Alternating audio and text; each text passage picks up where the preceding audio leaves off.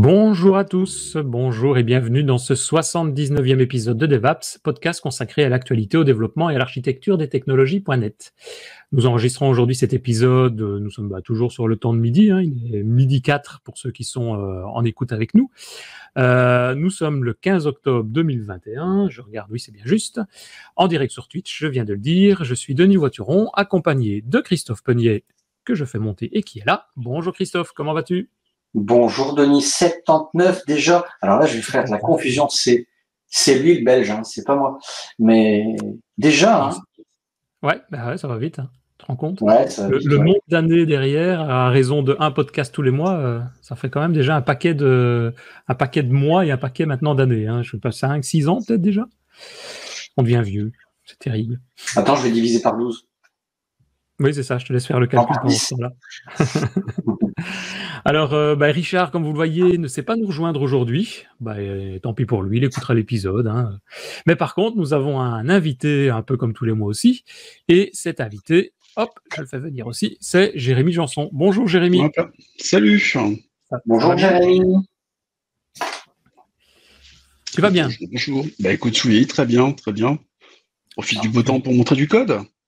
Voilà, on t'a invité parce qu'en fait, je sais pas si toi, Denis, ça t'est déjà arrivé de lancer une application console pour tester si petit bout de code il va plus vite. Moi, je fais ça depuis des années. Je faisais ça même en VB pour te dire, tiens, je vais lancer un truc. Est-ce que ça va plus vite qu'autre chose? Surtout en VB, il fallait vraiment que tu peaufines parce que sinon, ça bouffait vite, quoi. Ça optimisait pas tant que ça, quoi. Et c'est toujours quelque chose que je t'interromps, je me demande si tu es sur le bon micro, parce qu'on dirait qu'il y a un petit décalage de... Non, mais j'appelle mon régisseur. Allô ? Ouais, c'est ça.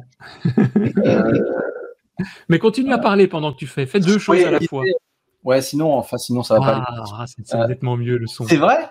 C'est parce que j'ai optimisé. J'ai choisi entre ce micro-là, et ce micro-là, il est beaucoup mieux. Oui. C'est vachement important parce que est-ce que tu peux faire confiance à l'IntelliSense de Visual Studio ? Parfois, il me propose des choses et ouais, bof.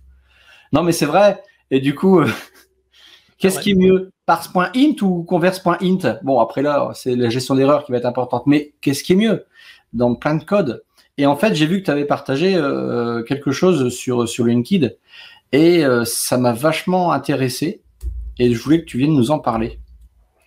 Écoute, ouais, ça tombe bien, ça fait partie des choses qui m'intéressent. De quoi vas-tu venir nous parler ? Voilà, parce que Christophe, il explique ses problèmes, mais... oui, mais lui, il va nous présenter tout ça avec la solution. Oui, c'est pas spécialement la mienne, elle est fournie par d'autres, heureusement. Sinon, on risquerait d'avoir des problèmes. Moi, j'ai fait beaucoup de bench, j'ai essayé, comme on fait un peu tous à un moment. Tu sais, taper des petits bouts de code, on les lance en boucle, comme des foufous, et puis on a toujours le sentiment qu'on a trouvé la solution, et puis on trouve un article à un autre endroit qui n'a pas les mêmes résultats que nous et on comprend pas. J'ai joué à ça pendant des années. Je me suis rendu compte que je faisais pas mal d'erreurs en faisant ça, parce qu'il y a beaucoup de choses que je gérais pas. Est-ce que j'étais dans le bon environnement? Est-ce que c'était bien le bon framework? Enfin, toutes ces choses-là qui sont liées à la machine. Et puis, il y a un petit paquet d'années, j'ai trouvé Benchmark.net, qui est une petite librairie gratuite. Il faut bien comprendre, c'est une librairie, c'est pas une application, qu'on peut intégrer et qui va lancer notre code et qui va nous donner des vraies grandeurs, des durées d'exécution, entre autres. C'est ce que tout le monde voit en général quand il y a des benches. Mais moi, la partie qui m'intéresse le plus, c'est qu'est-ce qui se passe au niveau de la mémoire. Est-ce qu'on a sollicité le garbage collector? Et puis, par exemple, un truc bête, il est configuré comment mon garbage collector? C'est un garbage collector desktop, c'est du serveur, j'ai le droit à avoir des opérations de traitement parallèle au niveau du background du garbage collector, ce genre de choses qui sont vraiment des détails qui, sur certaines applications, peuvent être critiques au moment de l'exécution. Et quand on se dit j'ai fait son bench et que quand on l'exécute sur le serveur, on dit c'est pas possible, j'ai pas du tout les mêmes résultats, j'ai pas du tout les mêmes perfs, c'est très très moche. Benchmark.net, ça permet de faire un bench de code, d'accord, mais d'être vraiment ISO avec notre cible. Mais vraiment ISO, quoi. Il n'y a pas de delta. C'est ça qui me plaît beaucoup. Et de manière assez simple aussi. Tu développes, très simple. Tu développes en quoi? Et quel type d'application tu fais? Alors, tu le développes, on va dire, en ce que tu veux. Moi, je l'utilise pour du C# et du VB, sur du .NET et du .NET Framework. Pour des apps desktop? Pour tout, pour du serveur, pour du web service, pour du desktop, j'ai découvert il n'y a pas longtemps, en faisant un tour du sujet, que on pouvait même le faire pour apparemment du WinRT.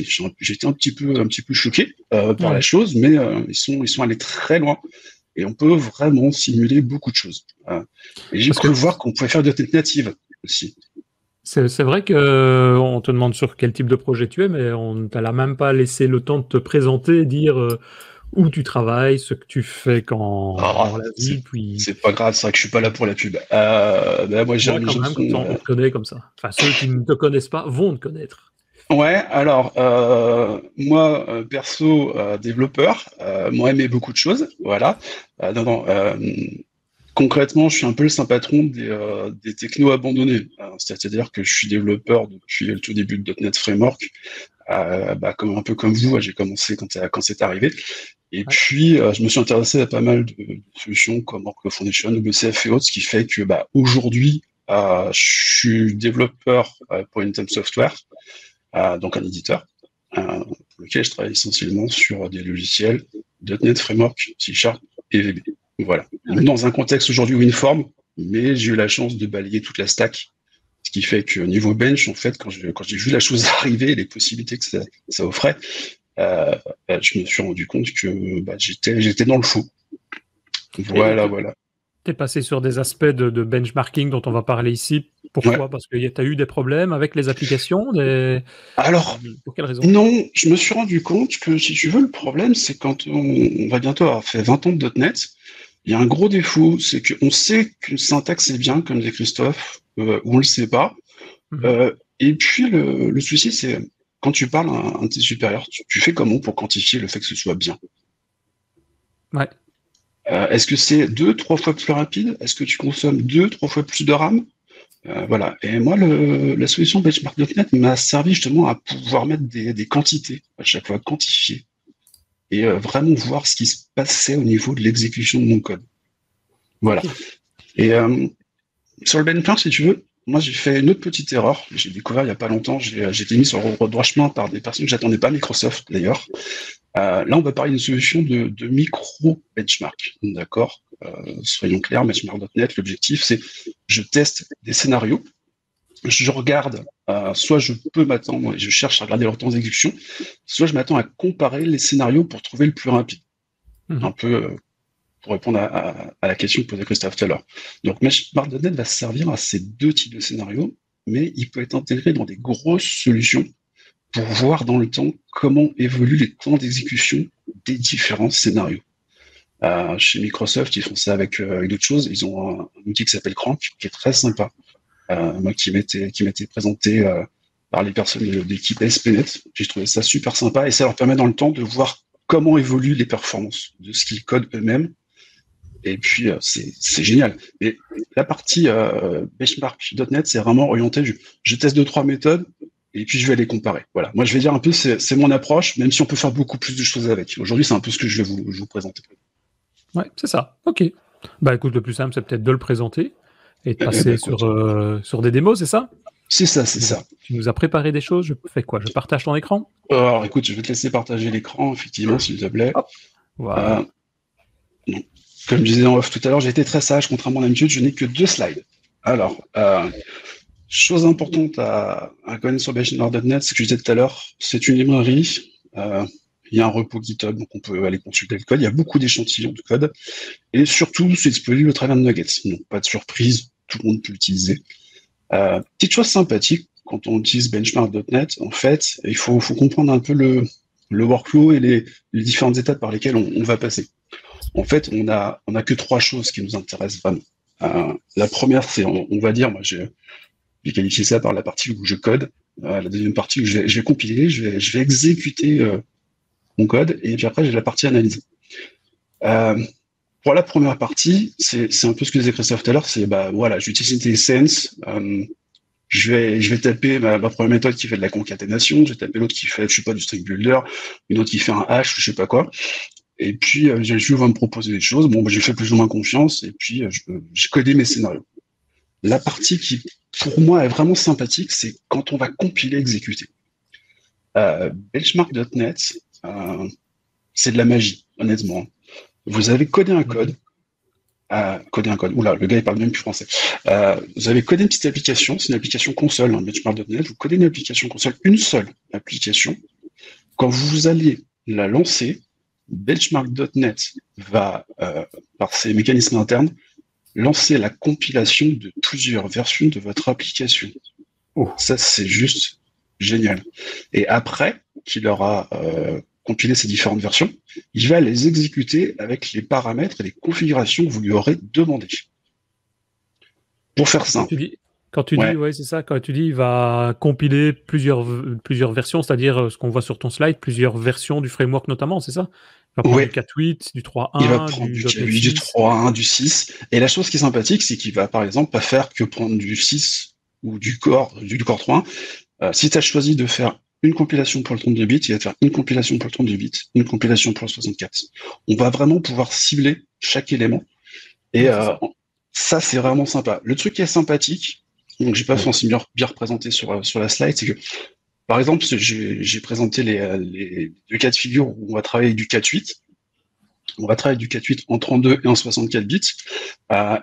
Il va faire deux compilations, une 32 64 bits, qu'il va utiliser pour le premier scénario qui va être un scénario classique où je lance en 32, je lance 64.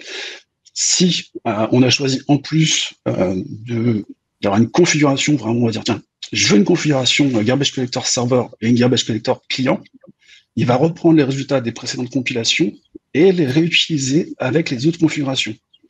Donc c'est assez sympathique. Concrètement, imaginons demain, on s'amuse à faire un bench, on veut le vérifier, comment il fonctionne sur du .NET 5 et sur le .NET 6 qui arrive le mois prochain. On va avoir typiquement deux compilations, une pour la 6, une pour la 5, et après, on va avoir l'exécution de ces deux versions avec les différents paramètres qu'on aura choisis. Ça demande du temps. C'est toi qui choisis ça. Alors, je vais répondre aux deux questions. Oui, c'est nous qui choisissons. Deux, ça prend plus ou moins de temps. C'est pour ça que notre petite réunion aujourd'hui est très, très sympathique parce que l'objectif, c'est de nous faire gagner du temps. Et surtout, on va dire d'éviter de perdre celui que moi j'ai perdu. Parce que honnêtement, benchmark.net, il y a un côté tellement magique que on peut très vite se perdre et pas avoir des problèmes de performance, mais en tant que développeur, il passait des heures. Moi, j'y ai passé des heures au début à comprendre pourquoi mes benches n'étaient pas bons. D'accord.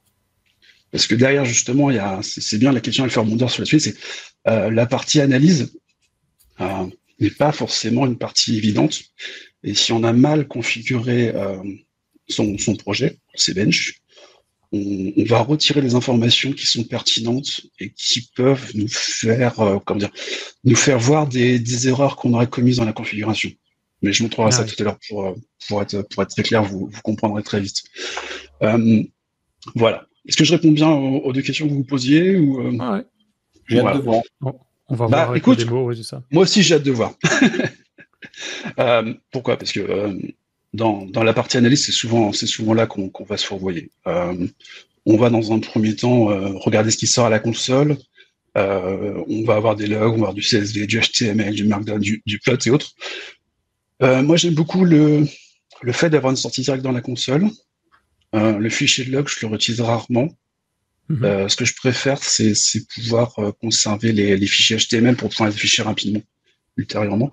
Le CSV est très pratique quand on veut fournir des tableaux pour montrer à des collègues. Je l'ai déjà fait à plusieurs reprises. C'est le côté sympathique. Et en général, tu fais ces exécutions et ces analyses, je veux dire, à la main, sur mesure, donc sur ta machine, ou tu intègres ça aussi dans des pipes de compilation avec de l'Azure DevOps ou du GitHub Action Alors, j'ai joué les deux. Moi, je l'ai fait que sur du Azure DevOps. Ouais. Vous allez voir que c'est très facile à intégrer parce qu'en fait, on peut lancer son bench en lançant la commande .NET. Ah oui, c'est ça. Donc après, c'est open bar, quoi. C'est le côté très sympathique de la chose. Mais quand on le fait personnellement sur son poste, c'est bien pour avoir un résultat rapide, on va dire.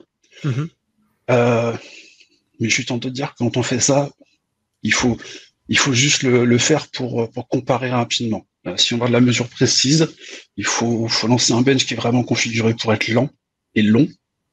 et de préférence sur une machine sur laquelle on n'a pas d'autres interactions pour éviter justement de biaiser les résultats. Ouais, c'est ça, ouais, ok. Voilà. C'est un peu ce qu'on verra quand je présenterai un peu la partie, on va dire, bon bench et mauvais bench. Alors, j'ai préparé un petit menu. On va attaquer directement par la compréhension de tout ce qui est CLI et tout ce qui va être, comment dire, brutalement, la création des projets, des templates. C'est bien, chez Windows 11 qui apparemment va redémarrer l'explorateur. Bon. C'est étonnant. Oh, je m'étonne plus maintenant. Donc, pour faire plaisir, on va lancer avec VS Code. Bien sûr, ça marche avec VS Code et Visual Studio. Alors, je vais pondérer mes propos en te répondant. Merde. Oui et non. Oui, parce que initialement, ce qui a été fait, c'est que les personnes qui travaillent sur le projet, j'ai oublié de le dire, donc c'est un projet qui est géré par la .NET Foundation maintenant, enfin supporté par la .NET Foundation, qui est mis en avant essentiellement et géré par deux développeurs. Le premier, c'est un développeur qui bosse sur Rider, donc il fait partie de JetBrains. Et puis le deuxième, c'est un développeur qui fait partie des équipes Microsoft qui travaille sur .NET. C'est vraiment les principaux contributeurs du projet depuis le début. Donc inévitablement, ils ont utilisé tout ce qui est CLI et les créations des nouveaux templates offerts par .NET Core. C'est très sympathique. Visual Studio en profite indirectement parce que maintenant Visual Studio 2019 et 2022 savent importer les templates qui ont été installés. Mais heureusement, on va dire, il y a un petit gars sympa qui s'est dit on va faire des templates pour Visual Studio. Ah ouais. Voilà. Alors le petit gars sympa, c'est un gars qui s'est énervé cette semaine en disant je vais leur faire des démos, mais ça va m'énerver si je leur remontre à chaque fois la même chose. Donc en fait, c'est moi-même qui ai poussé les templates dans le marketplace Visual Studio parce que je me disais ça va pas être possible, on va y passer des heures quoi. Donc voilà, vous avez les deux approches. On l'invite Denis. Ouais. Comment On l'invite. Alors, pour l'install, voilà, c'est tout simple, c'est des benches. Vous avez documentation, j'ai mis pour les gens qui voulaient pouvoir après revoir en différé notre présentation de discussion. On a une commande à lancer, donc peut-être new, avec le fameux i pour lancer l'install du template. Moi, j'ai déjà installé sur mon poste, donc j'ai plus rien à faire. J'ai plus qu'à effectivement utiliser la commande qui est présente. J'ai mis tout ça dans un petit script, donc PowerShell, c'est pas compliqué. Je lance, ça va me créer mon projet. Alors, on va être obligé de faire un petit peu d'histoire par rapport à benchmark.net. On a deux arguments qui ont été ajoutés parce que initialement, quand on crée un projet avec le système de template, il va nous créer une classe .NET Standard 2 et on peut pas l'exécuter. Alors, pourquoi ils ont fait ça? Parce qu'au début, en fait, il y avait un petit utilitaire avec benchmark.net qui permettait de lancer les benchmarks. Maintenant, ça n'existe plus parce qu'ils se sont rendus compte que c'était très difficile à maintenir. Donc maintenant, on doit créer une application console. Donc, pour que le template crée l'application console en un petit argument console. Et puis, un petit argument config, j'en parle un petit peu plus tard, c'est pour configurer ces benchmarks. L'application console, donc on va regarder le fichier programme, c'est pas grand chose, hein. Ça va lancer donc ce qu'on appelle le benchmark runner. Le benchmark runner a juste une chose à faire, c'est faire un run de la classe benchmark qui est ici. Voilà, c'est pas extrêmement compliqué comme sorte de fonctionnement. Ça, c'est ce que fait le template de base. Je vais pas trop m'apesantir dessus parce que en fait, je n'aime pas ce qu'il fait. Pourquoi? Parce qu'en fait, quand on travaille avec des benchmarks, qu'on en a plusieurs classes de benchmarks, ça c'est pénible. Avoir des attributs et des configurations qu'on va mettre sur chaque benchmark. Dès qu'on veut changer une configuration, il faut l'appliquer sur toutes les classes. Heureusement, les personnes qui travaillent sur benchmark de tête ont trouvé d'autres syntaxes. Je présenterai ça tout à l'heure. Vous inquiétez pas, c'est quand même beaucoup plus sympathique. On peut directement passer la configuration. Voilà pour la création du template. J'ai mon fichier, j'ai la configuration qui est à côté. Voilà. Je vais même me débarrasser de ça parce que j'ai plus besoin de la console. Donc la configuration, nous mettre un petit template de base avec quelques commandes. Je vais pas me pencher dessus. Je vais vous présenter une autre syntaxe qui est un petit peu plus sympathique. Pourquoi je vais vous la présenter? Parce que vous allez vous rendre compte qu'on peut gagner beaucoup de temps et puis surtout on peut éviter les erreurs parce que quand on utilise le template, ça sous-entend qu'on comprenne vraiment déjà ce que fait déjà benchmark.net. Et si vous restez juste avec cette configuration de base, vous allez dans le mur parce que benchmark.net ne vous affichera pas certains avertissements. Voilà. Ah ouais. Alors, c'est un peu embarrassant. Alors, ce que j'ai fait, c'est que bon, j'ai pas signé l'avant, mais j'ai prévu un autre fichier benchmark qui est tout bête, juste au-dessus. J'ai fait supprimer celui qui est créé par le template, puis je vais utiliser le mien. Un petit test sans prétention. Hein, le truc, c'est typiquement le genre de mauvais benchmark qu'il ne faut pas faire. Voilà. Cette idée de comparer A plus B et de faire un string point concat pour voir sa différence. Alors, on va pas parler de ce qui se passe dans le framework.net, mais ça, c'est pas un cas réel. On n'a jamais un cas de benchmark comme ça. Je le présente juste pour qu'on puisse lancer un code, qu'on puisse avoir quelque chose qui s'exécute. Alors, petite particularité, je me suis rendu compte avec malheureusement notre ami VS Code, c'est que la console, quand on exécute les benches, enfin, si on s'amuse à scroller, on voit plus les résultats. Donc, je vais lancer mon bench par un petit script run. Je vais présenter le script run pour présenter comment ça fonctionne. Il n'y a vraiment pas grand-chose dedans.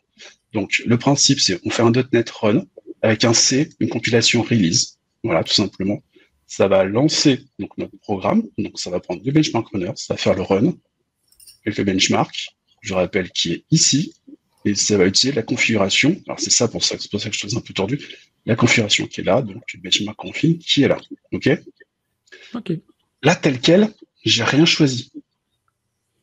Donc, ouais, il prend les options par défaut, alors. Donc, il va prendre les options par défaut. Les options par défaut, il va les trouver là. Il va dire, en fait, on est sur du .NET 5, parce que c'est un template de .NET 5 qui est créé par défaut, et je vais tourner avec du .NET 5. Alors, pour les gens qui ont fait beaucoup de .NET Framework avant, il y a quelque chose qui est perturbant, c'est quand on fait du .NET Run par défaut, aujourd'hui, on tourne en 64 bits. Oui. Ça, c'est la chose qu'il faut assimiler. Il y a des développeurs que ça va défriser parce qu'ils ont toujours fait le .NET Framework et ils ont eu du NCPU pendant des années, c'est des 32 bits. Là, on est à l'envers. On est sur du 64. Donc, en termes d'exécution, il ne faut pas être surpris par le résultat. Donc là, je lance l'exécution, c'est très rapide. C'est pas forcément la chose qui va être la plus intéressante. Alors, ce qui est bien, c'est que quand on dit c'est très rapide, ces jours-là, c'est très long.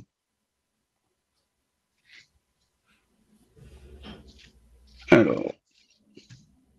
Donc, ce qu'on voit à l'écran, les workload pilot avec toute une série, je vais dire, de chiffres, d'opérations exécutées, des temps, tout ça, c'est benchmark.net qui le fait, quoi. C'est benchmark.net qui va faire absolument tout. Alors, je vais le laisser s'exécuter, mais sur le principe, donc, en tout début, on verra tout à l'heure. Donc, il y a une en-tête pour indiquer celui qu'il appelle quel job est en train de se lancer. En termes de fonctionnement, il y a juste deux choses à comprendre au niveau du vocabulaire. Donc, benchmark.net va faire, donc, je disais tout à l'heure, des compilations. Chaque compilation et chaque action de bench, il va appeler ça un job. Donc, on va configurer des jobs. Donc là, on a un job par défaut qui est un job .NET 5, de 64 bits. Donc, c'est ce qui va résumer ici. Alors, si je remonte un petit peu. Donc là. Dis donc, il ne faut pas faire de debug. Hein. Non. Ah non, tu peux pas faire de debug. Alors, pourquoi tu peux pas faire de debug? Déjà parce que de toute façon, ta sortie debug, elle sortira pas là. C'est une première chose, puisque en fait, justement, ce que je veux dire, quand on appelle ça, quand on parle d'opération de job, quand il lance un job, il lance, c'est un process qui gère, lui il va s'arranger pour récupérer les sorties, piloter ton code.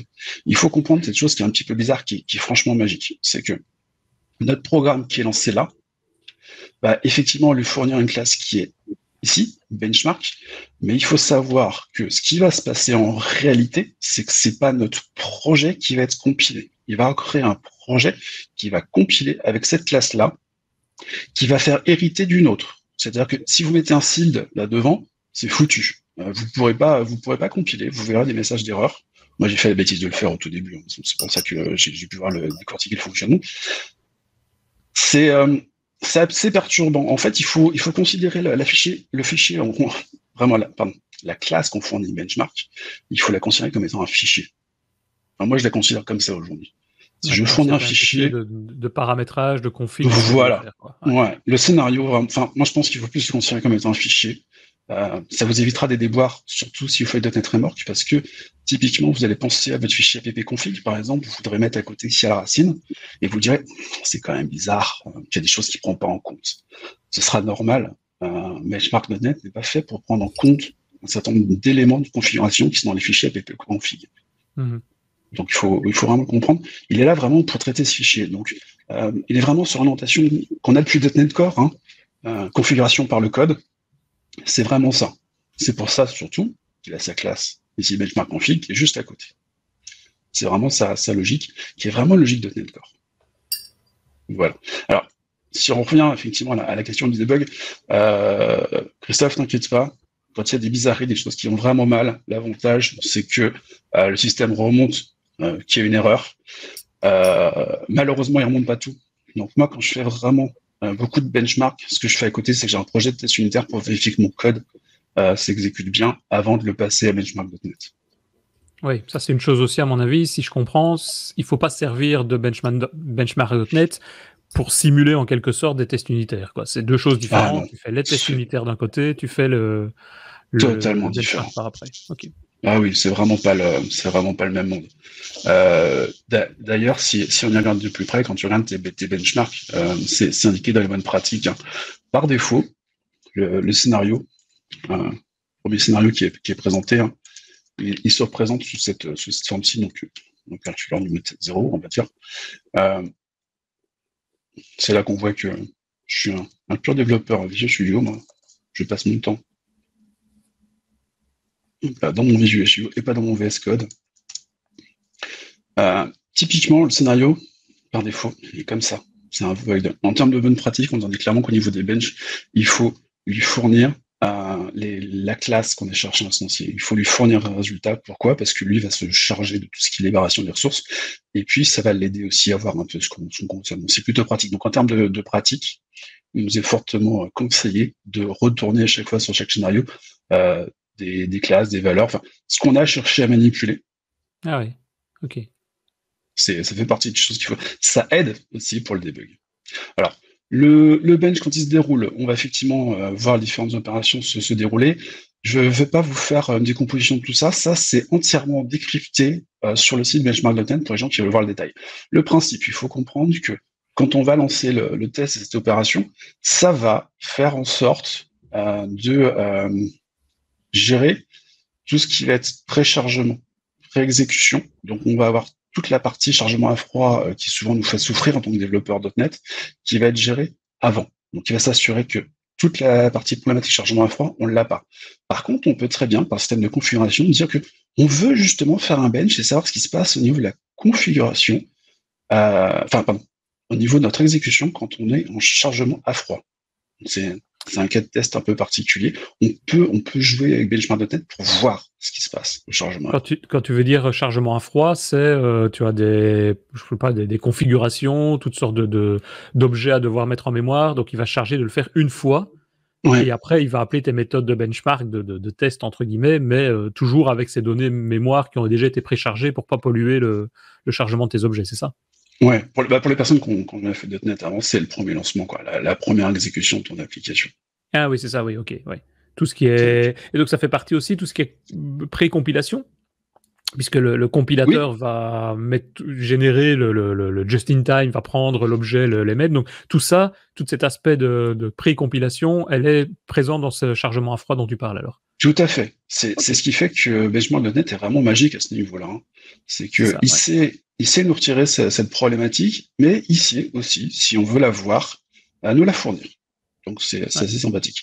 Donc on va passer les lignes parce que c'est pas forcément ce qui est le plus intéressant. On voit qu'on a eu le premier job qui s'est exécuté par rapport au tout premier scénario. On va donc avoir le deuxième job par rapport au second scénario. Alors pour s'y retrouver, c'est cette ligne qui est toujours mise en surbrillance ici, donc forcément que le terminal c'est pas terrible. On voit le nom de notre classe de benchmark, on voit le nom du scénario, donc scénario 2, et puis on voit donc le défaut de job, c'est le nom que forcément le benchmark.net a utilisé pour la configuration, parce qu'il a vu qu'on ne lui a pas fourni de job, donc il prend le job à défaut. Voilà. Donc, deuxième scénario, il fait la même chose. Les parties qui sont intéressantes, elles se situent après. Mais là, vous allez vous rendre compte que on commence à manquer quelques informations. Ça va pas nous gêner tout de suite, mais on va les voir. La première, il faudrait faire tourner son écran de 90 degrés vers la gauche. On se rendrait compte qu'en fait, ici, c'est une répartition en fait, des temps. On essaie de nous faire un petit graphe dans la console. C'est un peu d'ASCII, c'est assez rigolo. Et puis là, on va se rendre compte, là, typiquement, on a une répartition sur 2 zones. C'est un peu bizarre, il y a un creux au milieu. On va avoir sur le deuxième scénario en disant, bah tiens, c'est bizarre, la répartition se fait surtout vers la fin en termes de temps. C'est des graphiques qu'on a voulu mettre en ASCII art pour faire plaisir, c'est assez sympathique. Disons que l'intérêt, c'est vraiment de voir quand il y a des points. Là, je suis pas sur un vrai bench. Hein, donc, je suis sur la concaténation de strings, ça rime à rien. Mais si vous avez des choses un peu particulières, des choses un petit peu tordues, et que vous vous rendez compte que vous avez des graphes qui partent comme ça sur des partitions avec 2 pics, c'est qu'il y a quelque chose de bizarre dans votre code. Soit quelque chose de bizarre dans votre code, soit c'est la configuration du bench qu'il faut revoir. Bon, là, on sait clairement que mon bench n'a aucun intérêt. Inévitablement, on est en train de travailler quand même sur la nanoseconde. Ouais, c'est ça. Ouais. C'est pas quelque chose qui est forcément très perceptible. Et en plus, avec une configuration par défaut, on voit pas grand-chose. D'ailleurs, on se rend compte, donc, au moment d'arriver sur le tableau, alors, je vais remonter un tout petit peu pour pas aller trop loin, le tableau qui résume. Donc cette partie-ci, on va avoir 4 colonnes, une avec le nom donc, du scénario qu'on a lancé, donc la méthode, qu'on va avoir dans le code, le temps médian, des erreurs, toute la partie erreur et toute la partie déviation. Donc c'est vraiment tout le principe de répartition qu'on a l'habitude de voir sur des tableaux en statistique. Ça, c'est par défaut. Comment il peut y avoir des erreurs, un temps d'erreur? Je veux dire, sur l'exemple que tu viens de donner, c'est une concaténation de chaînes de caractères, il n'y a pas d'erreur. Au niveau de l'exécution, il va se rendre compte à certains moments que il a des exécutions qui sont totalement en dehors des clous en termes de durée. Il va se rendre compte qu'au niveau peut-être au niveau du CPU, au niveau de Windows, il y a un moment où il s'est passé quelque chose. Il y a une interaction peut-être et qu'il y a pu avoir une incidence. Donc lui, il va mettre en erreur un peu tout ce qui sort de l'ordinaire, on va dire. Là encore, si on va voir le détail, il y a une documentation qui est extrêmement bien faite sur la chose. On peut voir tout ce qui va être, par exemple, problème lié à l'antivirus. C'est une problématique qu'on verra juste après. Très vite fait, c'est un problème de configuration. Voilà. Et on va surtout avoir ces petites lignes de warning qui vont nous indiquer des problèmes liés à notre bench. Je vous disais tout à l'heure qu'il y a un problème de distribution. Clairement, là, j'ai un warning qui me dit qu'il y a un problème de distribution des données. Et effectivement, quand je remonte dans le graphe, je vois bien qu'ici, sur le premier bench, j'ai des distributions sur deux pics. C'est pas du tout normal. Si on avait un ré graphique, on se rendrait compte qu'effectivement, ça ferait une petite montagne, un pic, une deuxième petite montagne. Enfin, la répartition des points est pas terrible. Alors, benchmark.net permet, je vais pas le mettre sur le site parce que ça serait très moche, permet de fournir des graphes et de faire du plot pour les gens qui aiment les outils comme R. Donc, on peut voir des graphiques sous forme de PNG. C'est très sympa, c'est très propre, c'est très esthétique. Par contre, il y a un très gros défaut. Moi, j'ai voulu l'utiliser. C'est quand on a beaucoup de bench, c'est pas utilisable. Parce qu'en fait, c'est des tout petits graphes et tout va se chevaucher. C'est pour ça que j'en ai pas présenté, parce que très souvent, ça se chevauche, ça s'empiète. Alors, là, ce que je vous ai fait, c'est l'exemple de base, c'est ce qu'il ne faut jamais faire. Okay. Non, mais très clairement, c'est ce que vous verrez c'est ce qu'il faut pas faire. Je vais vous expliquer pour toi, parce que en termes d'analyse, l'exécution, on a vu, en termes d'analyse, excusez-moi, on va fermer celui-ci, on va revenir sur le terminal. On a une autre analyse qui est beaucoup plus poussée, beaucoup plus d'informations. Ce que je vais faire, c'est que je vais aller vous chercher donc les fichiers d'artefacts. Alors, je ne l'ai pas montré très clairement. On va ouvrir un explorateur de fichiers pour vous montrer ce qui s'est passé quand j'ai lancé Bench. J'ai un dossier qui a été créé à la racine de l'endroit où j'ai exécuté les benches, d'accord? C'est pas systématique dans le projet. C'est juste que c'est à la racine de l'endroit où j'ai lancé le .NET Run. Je vais avoir dedans le fichier de log, qui si on le réouvre, cette fois-ci, hop là, avec notre ami VS Code, on va avoir le log qu'on a pu voir sorti de console. En fait, c'est exactement la même chose, d'accord? Soyons clairs, c'est exactement ce que je vous ai présenté. Et on va surtout avoir, en plus, un dossier results qui est créé par défaut, avec un petit fichier HTML qui nous fournit, hop là, qui nous fournit le résumé. C'est intéressant, mais on peut mieux faire. On a le CSV qui reprend le résumé. Et puis, pour les gens qui sont à tout prix accro Markdown, on a la même chose, le même rendu, mais en format Markdown. Voilà. C'est ce qui est fourni en standard et c'est ce qu'on peut paramétrer. Ce que je vais vous montrer juste après. Donc, c'est sympathique. Donc, moi, ce que j'ai fait pour vous montrer la vraie donnée, les vraies choses vraiment intéressantes, j'ai extrait un petit fichier artefact d'un vrai bench que j'ai fait tourner. Donc, vous voyez, déjà, on a déjà plus d'une centaine de kilos d'informations. J'ai limité, moi, pour avoir juste des informations qui m'intéressaient. Et voilà. Par exemple, au niveau du HTML, je vais pouvoir avoir un rapport un peu plus intéressant avec une situation dans un contexte où j'ai 2 scénarios à tester. D'accord? Donc, on voit la colonne des méthodes qui est à gauche. J'ai fait tourner au total 3 jobs. J'en ai un que j'appelais 1.1, 1.2 et un que j'appelais 2. Pourquoi? Ceux que j'appelais 1, c'est tous les jobs qui tournent sur .NET Framework 4.8. Donc j'en ai un en 32 bits, un en 64 bits. Et j'ai donc un job 2 qui est uniquement en 64 bits. J'expliquerai tout à l'heure pourquoi, en .NET 5. Voilà. Ça me permet d'avoir des informations sur les mêmes données que je vous ai présentées tout à l'heure. Par contre, il y a une chose qui devient d'un seul plus intéressante. J'ai une colonne ratio qui peut apparaître. J'ai indiqué, moi, au niveau de mon code, je vous l'ai présenté tout à l'heure, que cette ligne-ci est ma base. Donc, j'ai son ratio de 1. C'est le scénario de base. C'est le code que j'utilise, par exemple, aujourd'hui. Et puis, j'ai cette cible du scénario 2. Enfin, pardon, excusez-moi. De ce deuxième, c'est ma config. J'ai embellé mes scénarios et mes configurations. Donc, je vous ai dit une grosse ânerie. Donc, mes scénarios, j'ai clairement indiqué que le scénario 1 est le scénario de base. Donc là, on ne verra pas sur le graphique. Par contre, j'ai indiqué que mon job, le job qui lance la configuration pour le .NET Framework 4.8 en 32 bits, était ma configuration de base. D'accord? Donc, ce qui fait que je vois bien un ratio de 1, la configuration de base. Pour ma configuration 4.8 en 64 bits, je vois déjà que je vais plus vite, c'est sympathique. Et sur ma configuration, qui est une configuration cette fois-ci sur mon .NET 5, je vois que là, je vais un poil encore plus vite. Voilà. Bon, les scénarios sont... mieux voir en .NET 6, tu vois. Ouais, bah c'est... On a un petit mieux, hein, c'est pas forcément extraordinaire, j'en ai fait plusieurs pour voir. La chose qui est intéressante, c'est les colonnes qui sont ajoutées derrière. Alors moi, c'est là que je kiffe, c'est le garbage collector. Donc on a les générations. Donc on va pouvoir voir si sur une méthode ou une autre, on a généré plus d'objets. On va pouvoir les allocations. Et puis la chose qui est intéressante sur ce genre de bench, parce que ça c'est un bench paramétré, je vais vous montrer comment ça se fait. J'ai un paramètre qui rentre en ligne de compte, que je n'indique forcément qu'à la fin de la présentation, c'est plus sympa, qui s'appelle max. En fait, c'est un compteur, c'est un paramètre que j'ai passé sur mes différents scénarios. Donc au début, il est à 10. Voilà, je vois, j'ai été sympa. Bon, allez, la location, elle est pas folichonne, c'est un peu chiche bourricot. Bon, on voit pas grosse différence. Et puis, si on va tout au bout, tout à la fin du bench, voilà, eh ben, j'ai une configuration à 1000 de cet argument. Je vous montrerai tout à l'heure exactement ce que c'est. Vous verrez que c'est déprimant. On se rend compte que, cette situation du scénario 1, donc qui est ici, on reprend sur cette ligne, c'est pas forcément évident à voir sur le tableau ici, qui est sur cette ligne. Au début, je crée des kilos et des kilos, et en fait, quand je le fais tourner sur mon scénario 2, je n'ai quasiment plus rien en termes de consommation. C'est quoi ça? Quand je vais vous montrer, vous allez pleurer tellement c'est bête.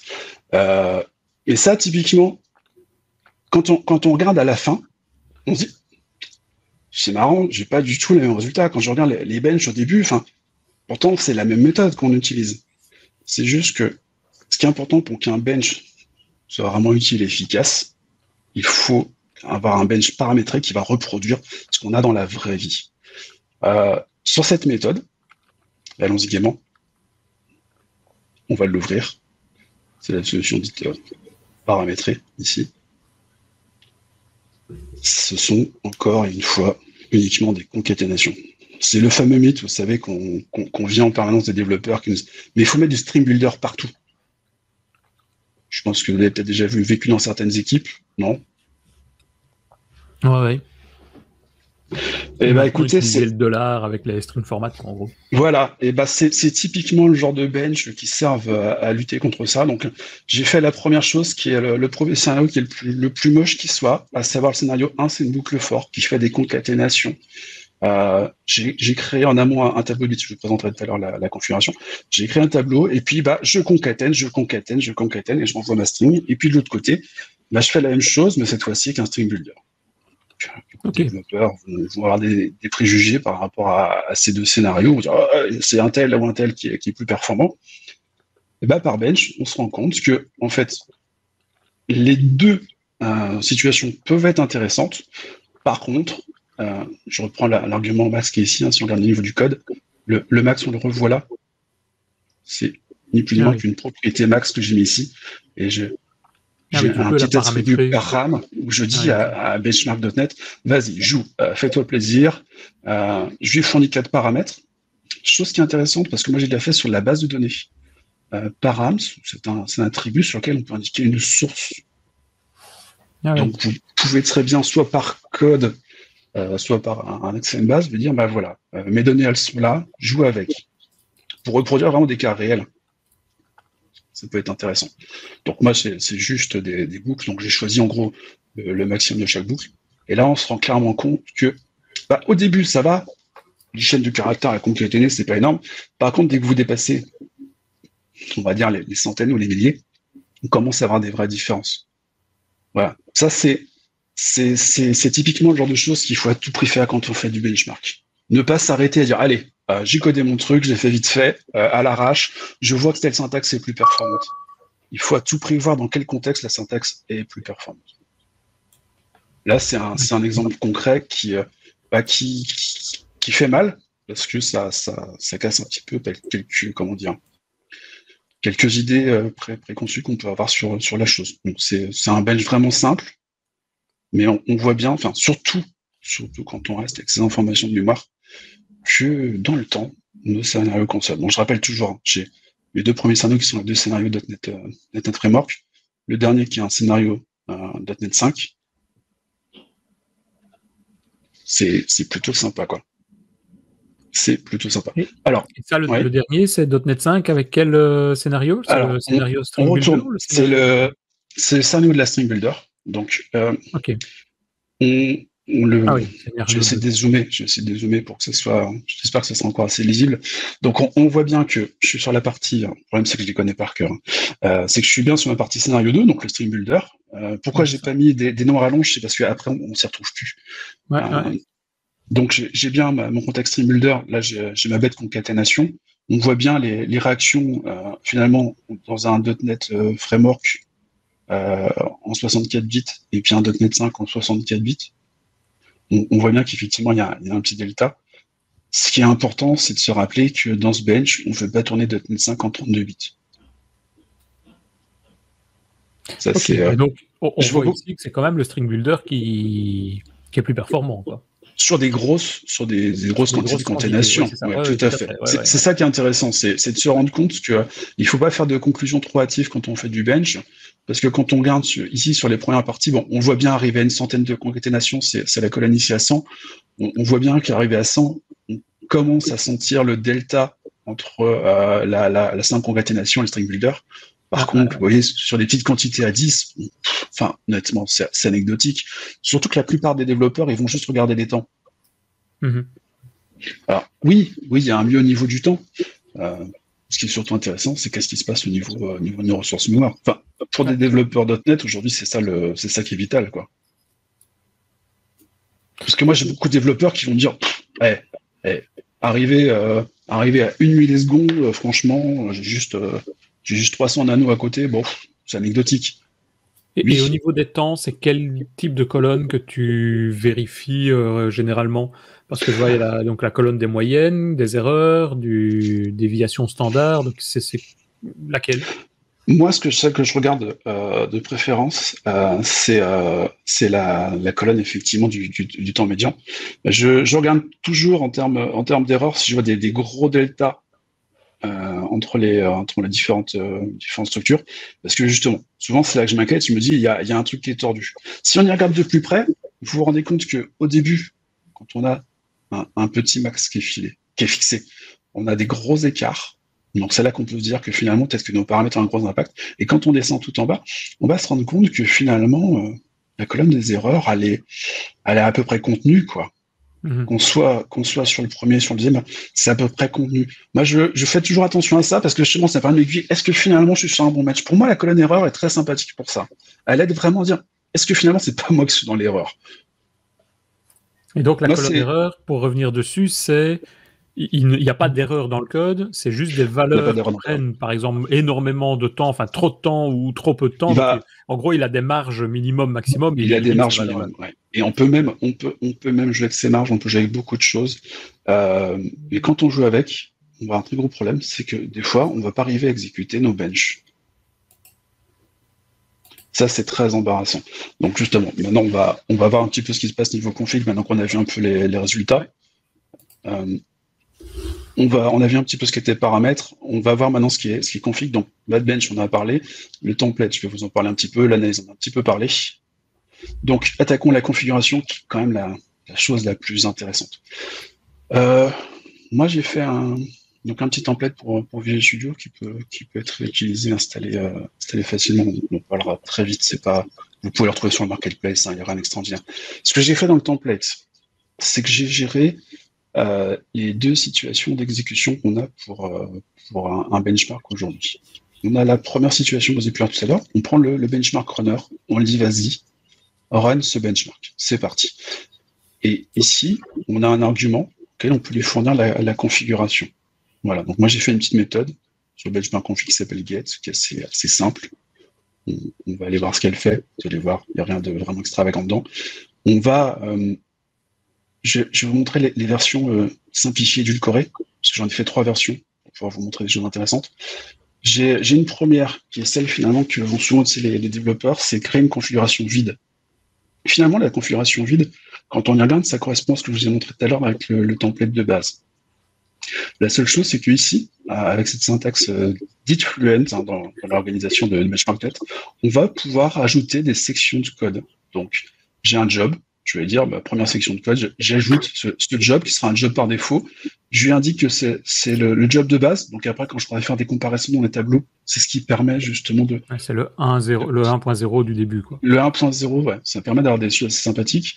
Et puis, je vais pouvoir donc lui dire, tu fonctionnes avec tel runtime, en l'occurrence un 4.8, je vais pouvoir dire, fonctionne avec une plateforme 32 bits. Je rajoute un deuxième job juste en dessous. Je lui dis, fonctionne effectivement de la même manière avec un runtime 4.8. Et une plateforme 64. Et puis la dernière chose, je lui dis, cette fois-ci, on va prendre une CLR .NET Core. Donc on va partir sur du Core 5. Et puis, tourne en 64. Voilà. Et puis après, on a les éléments que j'ai remis ici sont là pour reprendre un petit peu la configuration par défaut que l'on peut trouver c'est ça, ouais. quand on fait du benchmark. La seule chose, c'est que ça rajoute plus d'éléments que ce que fait notre template qui fournit par benchmark.net. Le template par défaut ne fournit pas tous ces outils diagnostiques en fait.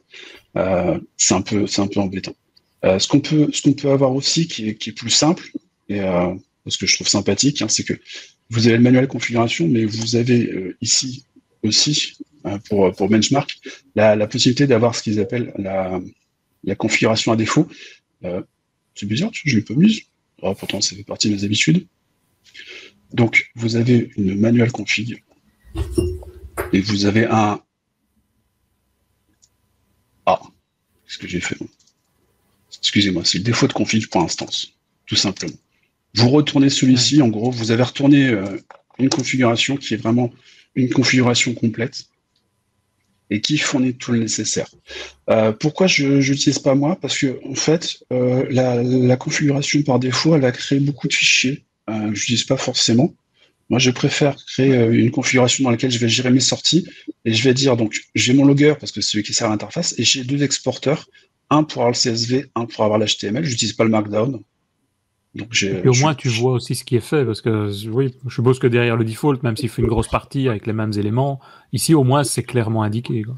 C'est clairement indiqué, c'est explicite, sachant que tout ce que j'ai fait, c'est remettre sur une syntaxe ce que j'ai trouvé en allant sur le GitHub de benchmark.net. Et j'ai surtout repris une méthode qui est en dessous, le getAnalyzer, que tous les développeurs retirent, qui pour moi dans la configuration est essentielle. Tous ces éléments-là, tous les analyseurs sont là pour analyser votre configuration et votre bench et vous dire par rapport à l'exécution que vous avez lancée, est-ce que ce que vous avez configuré est bien et est intéressant Ça peut clairement vous dire la chose la plus bête. Hein. Moi, j'ai fait un script pour lancer à chaque fois la compilation en release. Si vous lancez un script en debug, l'analyseur, par défaut, va vous dire t'es en debug, attention, passe en release pour vraiment avoir un bench intéressant. L'analyseur va aussi vous dire oh là, Coco, tu es en train de lancer ton bench avec Visual Studio, tu vas attacher un debugger. Non, le debugger va interférer avec le bench. Benchmark.net, avec ses analyseurs, fait tous ces petits tests et va pouvoir vous dire attention, il peut y avoir une implication. Ouais, c'est ça. Alors, il y en a un que j'ai pas indiqué ici. Je n'ai pas rajouté. Normalement, on est censé avoir un analyseur pour vérifier au niveau de l'environnement. D'ailleurs, je crois que c'est celui-ci, mais je ne l'ai pas vu se déclencher. Pour vous indiquer au niveau de l'environnement si on peut avoir une interférence avec l'antivirus. L'interférence avec l'antivirus, c'est une chose que Benchmark.net essaie de faire et qui ne fait pas toujours. Moi, je l'ai vu chez Netom. J'ai lancé des benches, je me suis pris un mail direct de mes gentils administrateurs en me disant c'est quoi ça? Il y a un malware sur un de nos serveurs. Non, c'est pas un malware, c'est juste que les benches sont très costauds, lancent beaucoup d'opérations, font beaucoup de traitements sur plusieurs process avec plusieurs exécutables. Donc forcément, à un moment, ça peut être analysé comme étant un virus. Il y a une solution qui est toute simple en termes de configuration. Hop là. Ah, je l'ai laissé ici. Excusez-moi, c'est ma faute. C'est qu'en fait, au niveau de la configuration, on va pouvoir, au niveau de notre environnement,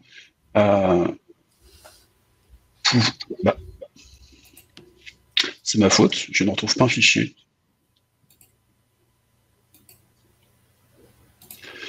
Bon, c'est pas grave, on peut vous l'ajouter ici. L'avantage, c'est que ici, en fait, on va pouvoir dire au niveau de la configuration, c'est une syntaxe assez fluente, on va ajouter des informations au niveau de la toolchain.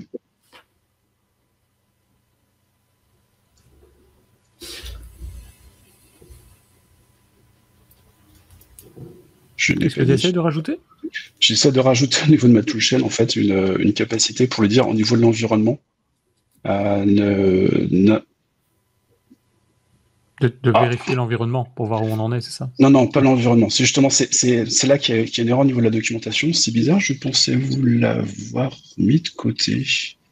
J'ai dû le mettre sur mauvais exemple.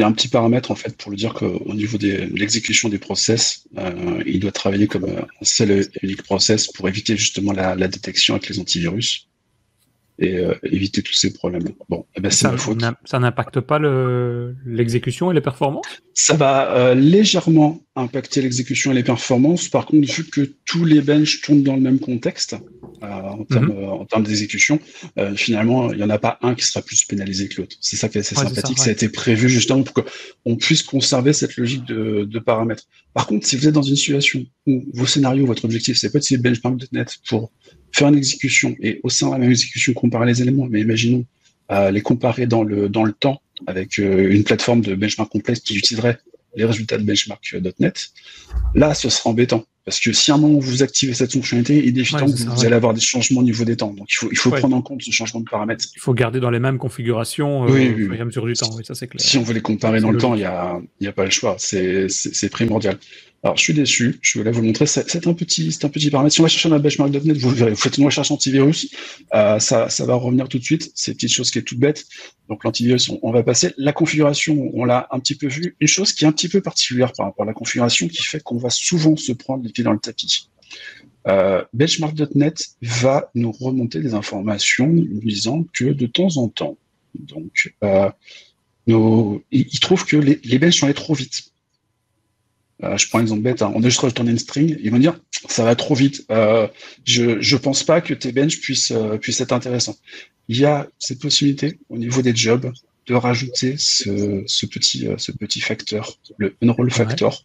On lui met un petit nom, par défaut il est à 1, on le remonte à 10, à 100 ou autre. Ça va faire en sorte que quand vous lancez en fait le bench, on va reprendre la sortie que j'ai laissée dans la console tout à l'heure. Vous allez avoir cette petite valeur qui va pouvoir évoluer. Donc là, c'est sur le bench à défaut, il l'a fait tout seul. Si je vous le présente sur un autre bench que moi j'ai lancé tout à l'heure à la main, qui a tourné une bonne heure, là on voit qu'il y a du monde. Là, j'ai une petite valeur 1280 qui m'assure que quand je lance un bench sur une opération longue et lourde, en fait, il va s'exécuter 1280 fois. Parce que soit sur l'opération légère, qui est le tout début, il va s'exécuter aussi 1280 fois. Et on va se retrouver dans cette situation où la chose intéressante, c'est que, quoi qu'il arrive, il aura consacré autant d'itérations, c'est un peu tordu ce que je veux dire, autant d'itérations pour les petits benches que pour les gros benches. Et au final, alors ça va être embêtant pour les gros benches parce qu'ils vont être plus longs, par contre ils seront plus fins. Et les petits benches, quoi qu'il arrive, on sera sûr qu'on a assez de résultats pour avoir quelque chose d'intéressant. Et sinon, si on ne met pas cette valeur-là, lui, il l'a choisi au hasard, alors, le nombre d'opérations? Il y a une méthode heuristique. Il y a une méthode heuristique qui est mise en place au niveau de Mailwork.net pour aller, suite aux premières exécutions et suite aux exécutions à fond qui va exécuter, dire je regarde comment ça se passe. C'est pour ça que quand vous lancez les premières fois par la compilation, vous voyez qu'il y a un petit temps. Il est en train de lancer quelques exécutions. Je ne sais pas si elles apparaissent dans les logs à un moment. Et on va voir que avant de passer sur ces gros pavés d'exécution, on va voir qu'avant, il y a un certain nombre d'opérations où il va retravailler, il va voir ce qui se passe, et il va se dire, tiens, il faut que je lance tant de fois, parce que effectivement, c'est rapide, c'est lent, il va analyser. Mais nous, on peut en plus jouer au niveau du job et lui dire, vas-y Coco, remets-moi une petite couche, parce que je veux à tout prix être sûr que j'ai ce facteur 10 qui soit appliqué au niveau des exécutions. Oui, on l'impose. Ça l'aide. On a, ben voilà, vous savez le grand Nigo là, qui vous disait qu'il y avait un problème avec l'antivirus, qui ne retrouvait plus, je l'ai mis ici. Donc vous avez cette petite instruction qu'on rajoute sur le job, en fait, qui dit au niveau de la touche shell, travaille sur cette seule instance qui va permettre effectivement de passer l'antivirus et la détection de l'antivirus. Enfin, en tout cas, d'éviter que l'antivirus grogne par notre comportement. Je me rappelle bien, je l'ai préparé, je ne sais plus. On a une petite bizarrerie. Alors, la syntaxe que j'ai utilisée, je vous la présente, pourquoi elle est comme ça, elles sont bizarres. Si vous regardez ici, celle-ci aussi, elle n'est pas bien. Voilà. Dans la documentation, vous verrez ce genre d'usage. On prend le job par défaut, on le rajoute ici par les attributs, avec cette petite syntaxe fluence, on lui rajoute des possibilités, on lui rajoute en fait un élément de configuration. Tout ça, ça va produire un objet. D'accord? Soyons clairs. Pour réutiliser le job à défaut et créer un autre job à partir du job à défaut, la syntaxe est la suivante, c'est je fais un new job. Voilà, pour les gens qui font de la PO depuis longtemps, c'est pas traumatisant. Pour les gens qui arrivent sur benchmark.net et puis qui se disent la syntaxe Fluent, elle est sympa. Si vous voulez faire du paramétrage et avoir un job qui est paramétré une fois et le réutiliser, c'est l'approche la plus simple et la plus propre. Dans la documentation, il y a une syntaxe qui est fournie qui n'utilise pas forcément le new job, mais qui prend le job par défaut, qui utilise une méthode frozen, unfrozen, ainsi de suite. C'est assez ardu à lire et à comprendre. Moi, j'ai préféré vous présenter la syntaxe simple et light, qui est vraiment la syntaxe du vieux développeur qui fait de la PO depuis peut-être trop longtemps. Donc, on fait un new job à partir du job par défaut. On lui fournit les quelques éléments qu'on veut avec la syntaxe Fluent. On n'a pas besoin de taper les propriétés qui sont un peu enfouies sur le job. Et puis, on passe son job ici pour les exécutions. Voilà, c'est assez simple, c'est assez basique. En rajoutant les différentes configs qu'on veut. Comme ça, on part sur la même base. Et ça fonctionne. Ouais, c'est ça. Alors, ça, c'est l'exécution simple et sympa. Par contre, avant d'arriver là, il y a une petite chose qu'il faut penser et pas oublier, qui est vitale. C'est d'aller au niveau de son fichier de configuration ici. Et surtout, je vais mettre en très très gros. Target Frameworks en haut. On indique bien que l'on cible ces frameworks-là. Si on ne le fait pas, la magie ne se parera pas, soyons clairs. Je dis que je cible que du .NET 5, je ne pourrais pas exécuter ma version 4.8. C'est vital. C'est ça. Il faut d'abord qu'on ait, il prend les résultats de notre compilation qu'il exécute en benchmark. Il ne recompile pas notre code, je vais dire, sur base des paramètres de config qu'on lui redonnait, quoi. Non. Il va vraiment le faire par rapport au projet, donc il va recréer et faire la compile par rapport à notre projet. Donc notre projet doit être clean, notre projet doit pouvoir se compiler sur les différentes cibles. Ça a l'avantage, c'est qu'on va pouvoir effectivement à la gestion des dépendances dans Visual Studio. C'est quand même la première chose. Ça permet d'être propre et surtout, vu qu'on récupère des package nuggets, ça va permettre de récupérer les bons. Je dis ça parce qu'en fait, on peut aussi jouer avec un format de projet .NET Framework classique et monter et descendre les versions de .NET Framework. C'est une véritable bêtise, pour ne pas employer un autre terme. Si vous voulez faire du .NET Framework avec un format de projet .NET Framework, on on monte un projet 4.8. Vu que le multi-ciblage n'existe pas sur les vieux projets .NET Framework, on n'aura pas de problème, on prend le plus gros point. Et c'est après, au moment de l'exécution, que on aura effectivement les paramètres qui seront pris en compte. Par contre, dès qu'on mixe du .NET Framework avec du .NET Core, inévitablement, il faut prendre les nouveaux formats de projet pour pouvoir bénéficier du .NET Core, et il faut utiliser à tout prix le Target Frameworks. C'est tout bête, hein. Mais c'est pas toujours clairement dit au niveau de la documentation. Et l'autre chose qui est vitale, qui est importante, c'est qu'au niveau de l'exécution, je ne l'ai pas montré, mais il y a une petite différence. Alors, je passe, hein, je n'ai pas montré tout à l'heure, mais moi, dans le template, j'ai fait en sorte de supprimer le dossier artefact avant de relancer un bench. Mais il y a surtout cette chose ici qui est vitale, c'est que on est en train d'utiliser .NET Run. Donc, il est intéressant de lui indiquer qu'en termes de framework, nous allons avoir besoin du .NET Framework 4.8. Sinon, en termes d'exécution, on va se taper message d'insulte sur message d'insulte, nous disant que un .NET 5 ne peut pas gérer du .NET Framework, ce qui est tout à fait normal.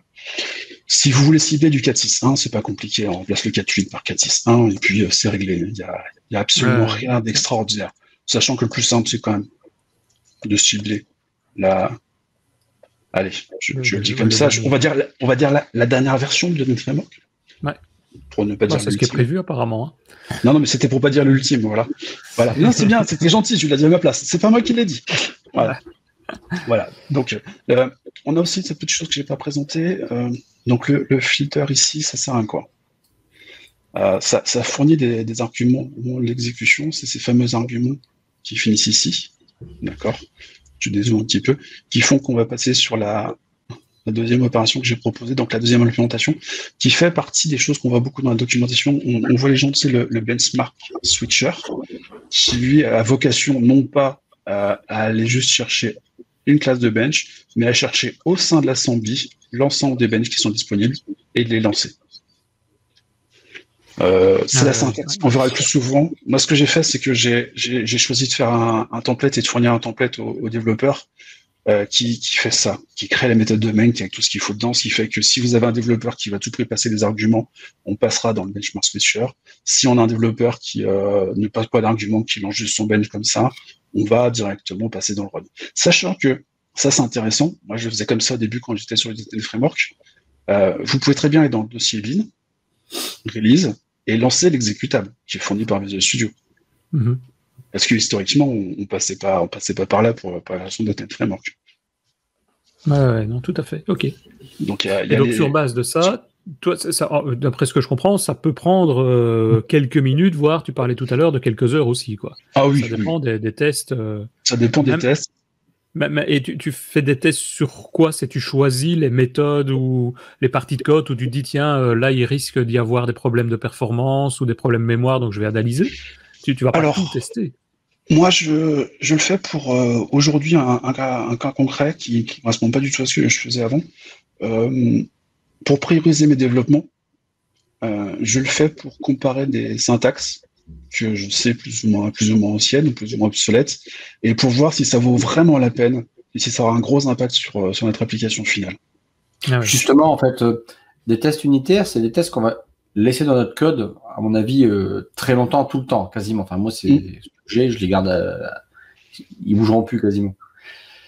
Mais là, ici, ça va être un truc où on va changer à chaque fois nos scénarios, en fait. Voire la plupart du temps, on va passer ça sur une console à part. Ouais, c'est vrai, tu les gardes pas tes tests sur benchmark. Eh bien si, parce que en fait, là, ce que je vous présente, c'est des exemples pour le plaisir.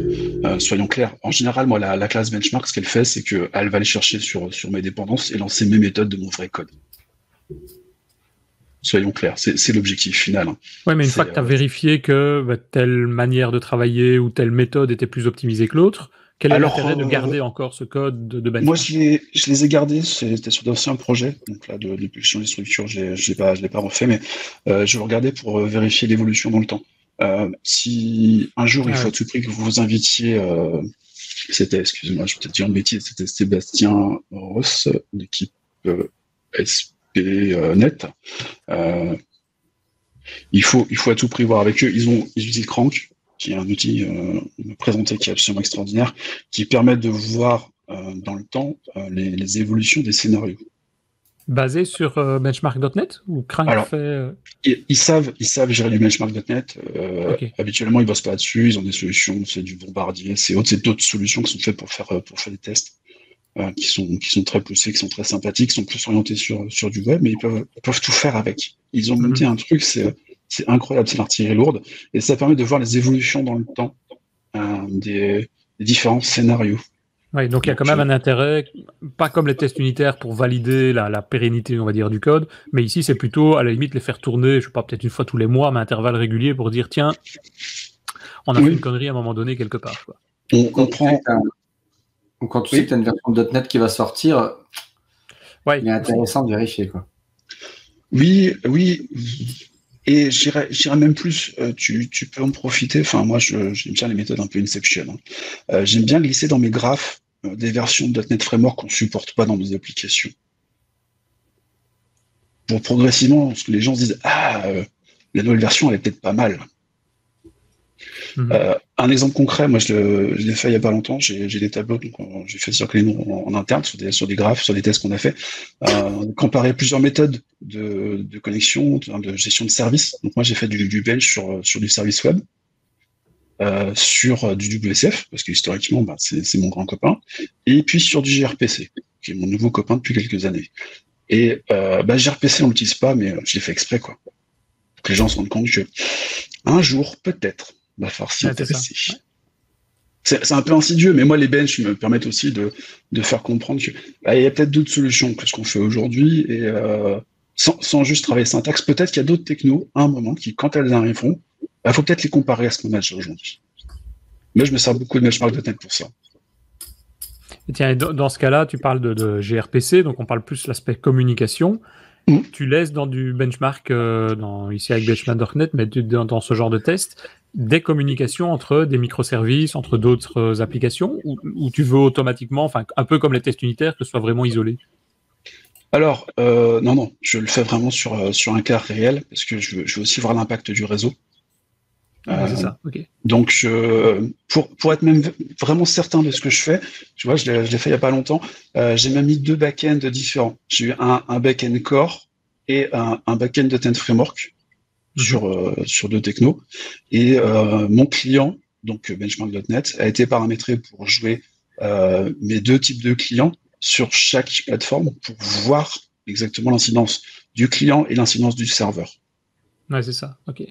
Mais donc, tu peux même, du coup, à ce moment-là, même faire si c'est par exemple des web API ou des appels à des sites web, tu peux faire des tests de performance. Tiens, je vais simuler, enfin, même pas, c'est lui qui va simuler qu'il va faire X connexions au serveur. Oui. Honnêtement, c'est pas adapté pour. C'est pas adapté pour. On a deux choses qui sont vraiment spécifiques, qui sont, tu vois, comme je disais, le Crank là, Microsoft est vraiment plus adapté à ce genre de contexte, ce genre de test. C'est pas la même cible, c'est pas le même public. Ouais, je comprends. C'est plus des outils, tu vois, comme moi je faisais sur l'open, comme Locust par exemple, que moi j'utilisais pour faire des tests de montée en charge. Là, c'est un peu plus orienté sur ce genre de choses. Là, on est vraiment sur un test je veux voir unitairement ce qui se passe là. Ouais, c'est ça, d'accord. Ok, c'est sympa. On peut faire plein de choses. Alors, je ne vous ai pas montré les cas de figure où ça plante, mais il va y avoir des moments où ça va planter, soyons clairs. Quand on joue avec la configuration, moi j'ai fait des templates justement pour éviter ce genre de choses. Et puis surtout, moi j'ai un exemple qui est un exemple type qui comment dire, je suis désolé, je suis obligé de le présenter, ça va gâcher un peu la magie. Mais c'est pour moi l'exemple qui est le plus intéressant, le plus parlant. Il faut se rendre compte que benchmark.net fait vraiment une partie de magie. Il va compiler, il va lancer, il va piloter des frameworks différents. Quand on a cette situation du mix .NET 5, 32-64 bits, là, on va mettre de la bonne vieille chaîne magique, comme on aime la franciser. Donc, je vais avoir des chaînes de caractères où je vais directement indiquer où est le tooling sur ma machine. Pour dire, utilisez-moi le tooling 32 bits, utilisez-moi le tooling ici pour le 64 bits, pour qu'après, donc au niveau de ces toolings, je dise, tu t'exécutes sur ce job en 32 bits. Toi, le tooling 64, tu t'exécutes sur le job 64. Alors, la chose qui est perturbante... Il sait pas le faire lui-même, ça? Il sait pas trouver lui-même le .NET exe du 32 ou du 64 bits? Non, parce que en fait, Microsoft a reproduit le problème qu'on avait avant avec .NET Framework, mais il le reproduit à l'envers, ce que je disais tout à l'heure. C'est-à-dire que maintenant, on est en 64 par défaut. Donc, tu lances un tooling qui est en 64 par défaut, et tu lui passes des informations au niveau de ton job. Tu dis, je veux voir le runtime, je veux voir c'est le plateforme. Mais il faut savoir que ça, c'est dans ton application. Celui qui lance l'application à la base, c'est .NET.run. Enfin, c'est .NET Run. Voilà, ça se passe en dehors de notre code, en dehors de notre application. Donc, on est clairement obligé de lui dire au niveau de la toolchain, attends, oui, tu as été lancé avec .NET Run, par contre, attention, on va changer la toolchain à la volée, et on veut passer par autre chose. Ouais, c'est ça, ouais. Alors, ça continue la magie, hein, ça étend la magie, sauf que là, on est obligé d'être très très explicite, pardon. Ouais, je ne sais pas si à l'avenir, ça va évoluer. Ouais, il faut le savoir, et surtout sur la documentation, la syntaxe qui est écrite est un peu ancienne. Si vous utilisez la syntaxe qui est fournie dans la doc, déjà, et d'une, elle va pas marcher directement parce qu'en fait, vous allez cibler, à la place de cibler du .NET 5, on va cibler du .NET 2. .NET Core 2, pardon, pour être complet. Et surtout, vous allez avoir besoin de vous rappeler que vous avez une toolchain, d'accord, mais votre job, il a aussi un runtime. Ouais, c'est ça. Ouais. Et souvent, c'est là qu'on va passer des heures à chercher le petit truc. Mais qu'est-ce que j'ai fait? Qu'est-ce que j'ai pas fait? Voilà, il y a un moment, et surtout si vous avez plein de bench et que vous dites, tiens, change la config, là, vous faites l'erreur de votre vie. Parce que finalement, vous venez de détruire votre bench qui marchait pas trop mal avant. Ouais. Ok. Donc voilà, ça, c'est le truc qui gâche le plaisir. Soyons clairs. Bon, ça va, quoi. C'est un petit truc, il y a quand même pas mal de choses derrière qui sont, comme tu dis, magiques et qui font quand même pas mal de jobs aussi. Oui, il faut le savoir. Il faut le savoir. Ouais, c'est comme la compréhension. Donc moi, tu vois, j'ai mis en tête puisque c'est simple. Et là, je suis vraiment sur le cas où j'exécute du .NET tout seul. C'est sympathique, ça se passe tout seul. Et puis quand je passe sur cette variante qui fait un petit peu peur au niveau paramétrisation, où là, effectivement, c'est marrant, il me propose plus VS Code. Ça, c'est la magie Windows 11. Le menu qui change un peu comme il veut. Excusez-moi, parce que j'ai pas encore les réflexes Windows 11. Donc pour l'instant, pendant quelques mois, je vais tester après. Ces informations à fournir ici, c'est les choses qu'il faut vraiment éditer dans la documentation. Une fois qu'on les a trouvées, c'est pas mal. C'est pour ça qu'on fait une présentation, un podcast là-dessus, comme ça, ceux qui nous écoutent devront plus chercher. C'est bien. Voilà, tout à fait. Alors, une chose que j'ai pas présentée donc ici, mais bon, moi j'ai fait sur un template. Si vous cherchez dans extensions, cherchez vos extensions, donc vous trouverez au niveau des templates un template qui s'appelle Benchmark Templates. J'ai fait simple, qui va contenir le nécessaire pour faire des benchmarks pour votre VB, votre C#. Ouais. J'ai fourni les deux parce que j'ai l'habitude de fournir les deux. Petite chose que ce template fait, c'est il va créer l'application, il va faire tout ce qu'il faut, mais surtout, il va vous ajouter ici le package benchmark.net utile sur votre plateforme. Et cerise, non, je ne l'ai pas rajouté sur celui-ci, je ne l'ai pas ajouté, mais moi j'utilise un petit package que j'ai pas mis dans le template, peut-être que j'en ferai un qui l'intègre. J'aime beaucoup pour ce genre de choses d'autofixture qui permet de générer des données fausses, enfin des données factices, donc des classes, des objets, ainsi de suite, qui sont factices, que j'utilise beaucoup pour les tests unitaires. Et effectivement, comme c'était tout à l'heure avec Christophe, on est quand même sur une techno, des fois on va rédiger des technos des tests unitaires. Et l'autofixture, ça fait partie de ces technos que des fois on va réutiliser. Mais moi, le template ne fait juste la base, chercher le benchmark.net et puis le diagnoseur Windows parce qu'on s'exécute sur une plateforme Windows. Ouais. Voilà. Très bien. Je pense qu'on arrive, à mon avis, tout doucement à la fin. Je sais pas, Christophe, avais-tu d'autres questions? Non, ça va. Non. Ça va. Je sais pas si, Jérémy, si toi tu voulais signaler un dernier point. Non, j'ai fait ma petite checklist, on a tout vu, c'est bon. Parfait. Donc là, je vous laisse découvrir par vous-même, je pense que ça n'a pas grand intérêt, disons que ça va plus vite. Le simple fait de faire fichier nouveau projet et d'avoir tout qui est monté, c'est... Bon, voilà, moi j'ai passé beaucoup de temps au début et j'avais un petit template que sur mon poste. Donc quand j'ai changé de société, j'avais mes petits templates que j'avais déjà prévus, mais à un moment je me suis dit à faire les packager quand même pour quelqu'un d'autre. Je suis pas tout seul. Et si quelqu'un a peut-être d'autres remarques ou d'autres questions, si on veut te contacter, le plus simple c'est quoi? Via Twitter, écoute, Moi, le plus simple, il n'y a pas de plus simple. Effectivement, Twitter, je réponds, il n'y a pas de souci. Donc Twitter, Jérémy Janson, comme ça ne se prononce pas, puisque forcément il y a plein de lettres en travers, mais il faut pouvoir trouver sans trop de difficulté. On le met, et puis on le mettra dans les notes du podcast sur la première page. Donc, voilà. Sinon, il y a le formulaire de contact sur mon blog, bugshunter.net, et puis il n'y a pas de souci. Ok. Ça marche bien. Parfait. Eh bien, merci beaucoup en tout cas. Voilà, merci à vous pour l'invitation. Ouais, merci. Merci à toi surtout d'être venu nous présenter tout ça. Donc on arrive doucement, je le disais, à la fin de cet épisode. Juste avant de partir, peut-être juste une dernière remarque à vous rappeler, c'est que nous sommes ensemble tous les mercredis soirs, avec Richard qui organise des apéros virtuels dans le cadre de DevApps, donc des meet-up où on s'amuse technologiquement, on discute à micro ouvert, donc on fait ça via Teams, donc n'importe qui peut ouvrir son micro et venir expliquer soit ses problèmes, ses solutions et rigoler ensemble. Et donc voilà, je disais, c'est gratuit, c'est sympa, il suffit de s'inscrire, c'est sur devaps.ms/meetup et vous avez une petite adresse, un petit formulaire et vous pouvez envoyer l'adresse et je crois que c'est Christophe qui vous rajoute dans le Slack si vous avez envie de participer à ça, sinon vous recevez juste un mail par semaine pour vous dire le lien du prochain meetup, il est à telle adresse. Et donc, juste pour terminer vraiment sur le dernier point, si vous appréciez le podcast, n'hésitez pas, venez nous soutenir sur tipeee.com/devaps. C'est ce qu'ont déjà fait Adrien Clairbois, Marc Plessis, Frédéric Amblard, Mickaël Fiorito. Merci à vous et merci à tout le monde. Et un grand merci encore une fois. Et on se retrouve d'ici un mois pour un nouvel épisode. Comment ? 3 semaines. 3 semaines, oui, c'est ça. En 3 semaines. Bon, presque un mois, 3 semaines. À bientôt. Salut, ciao, bye, merci.